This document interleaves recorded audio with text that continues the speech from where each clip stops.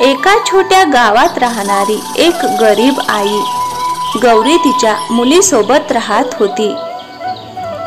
आयुष्याने तिची प्रत्येक वळणावर परीक्षा घेतली, पण तिने कधीही हिंमत हारली नाही. तिने लोकांचे टोमणे आणि अपमान सहन केले, पण कुणापुढेही आपले हात पसरवले नाही. गौरी एका श्रीमंत घरात काम करते, पण मालक तिला पैसे देण्यात कंजूसी करतो आणि नोकरासारखी वागणूक देतो.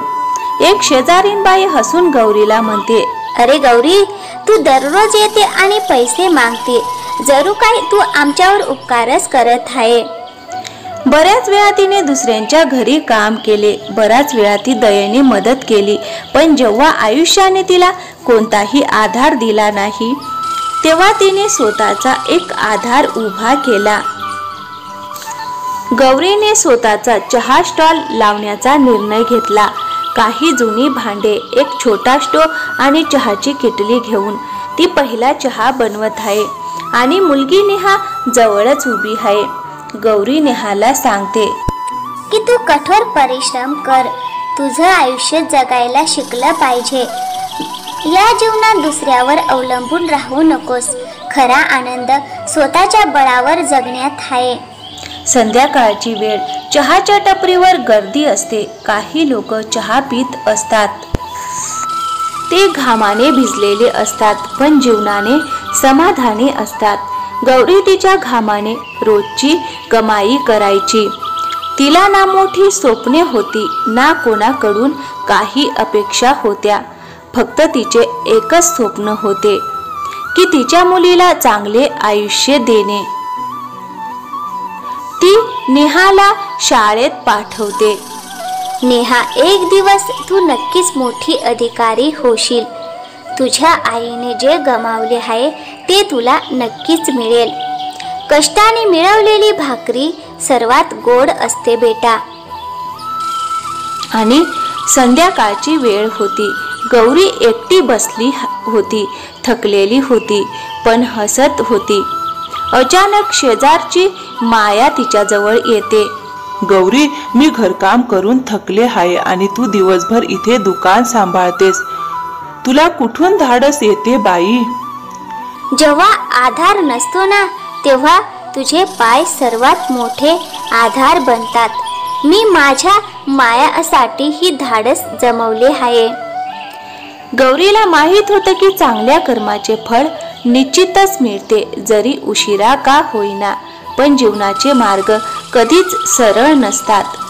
एके दिवशी गौरी रात्री दुकानातून घरी परतत होती, तेव्हा तिला रस्त्याच्या कडेला बसून रडत असलेली एक वृद्ध म्हातारी दिसली.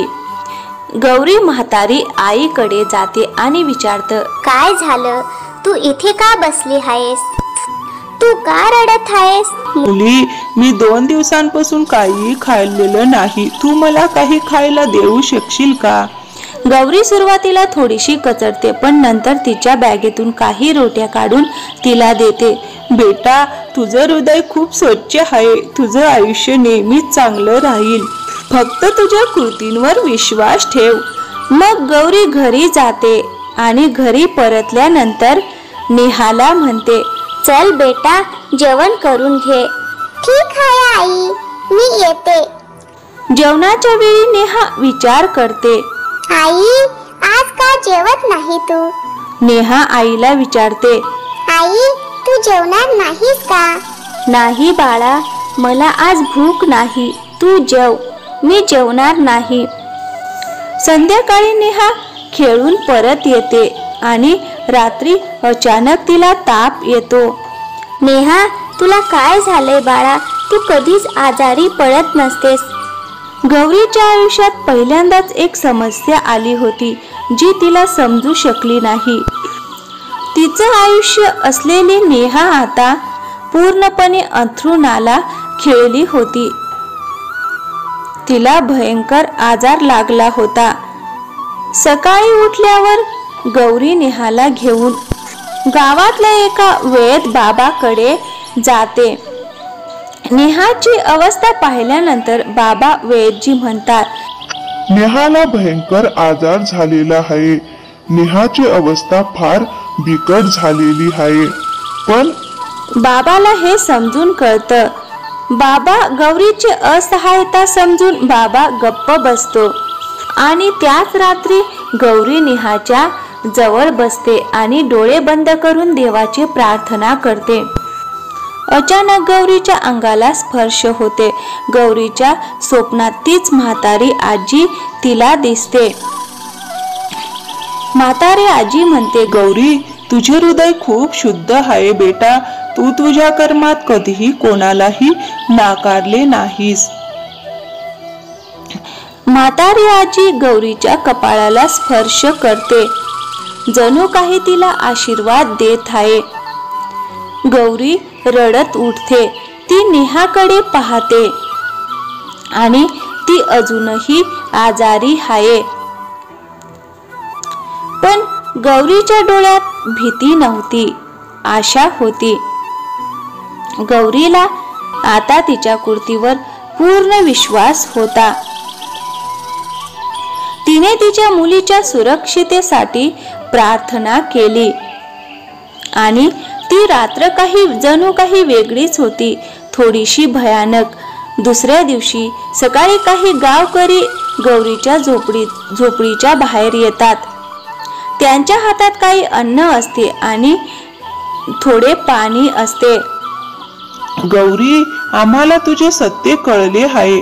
तुझ्यासारखे लोक खूप कमी आहेत. आम्हालाही तुला मदत करायची आहे. गौरी खूप भावूक झाली आणि तिने हात जोडले. आता गौरीला तिच्या प्रामाणिक कर्माचे फळ मिळत होते. लोक स्वतःहून तिला मदत करण्यासाठी पुढे येऊ लागले आणि नेहाची तब्येत हळूहळू आता सुधारू लागली होती. काही आठवड्यानंतर नेहा आता पूर्णपणे निरोगी झाली होती. तिची मैत्रीण आता तिच्या घरी येते. नेहा, चल, आज सकाळी मुलं एकत्र खेळणार आहेत. तू पण सोबत ये. थांब, मी आईला विचारते. ठीक आहे आई, मी आता पूर्णपणे ठीक आहे. मी बाहेर खेळायला जाऊ शकते का? हो माझ्या बाळा, जा, खूप खेळ आणि आनंदी राहा. गौरी दारात उभी राहून नेहाला गावातील इतर मुलांसोबत खेळताना पाहते. तिच्या डोळ्यात चमक आणि चेहऱ्यावर समाधान आहे. ती आकाशाकडे पाहते, जणू ती देवाचे आभार मानत आहे. नेहा चेहऱ्यावर हास्य घेऊन तिच्या आईकडे धावते. आई, आज आम्ही सगळे एकत्र खेळत होतो. मला तुझ्यासोबत असेच आनंदी राहायचे आहे. ये माझ्या बाळा.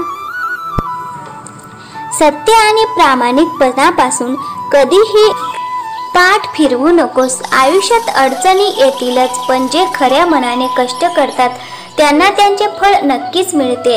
ही फक्त एका आई आणि मुलीची कहाणी नाही, तर ती त्या सर्वांची कहाणी आहे जे सत्य, कठोर परिश्रम आणि श्रद्धेने आपले जीवन जगतात. आयुष्यात दुःख आणि अडचणी येतात, पण जे लोक आपल्या कर्माशी प्रामाणिक राहतात त्यांच्यासाठी प्रत्येक काळ्या रात्रीनंतर एक नवीन पहाट नक्कीच येते. तर मित्रांनो, कशी वाटली आजची गोष्ट? आवडली असेल तर व्हिडिओला एक लाईक करा आणि हो, चॅनलवर नवीन असाल तर चॅनलला सबस्क्राईब नक्की करा.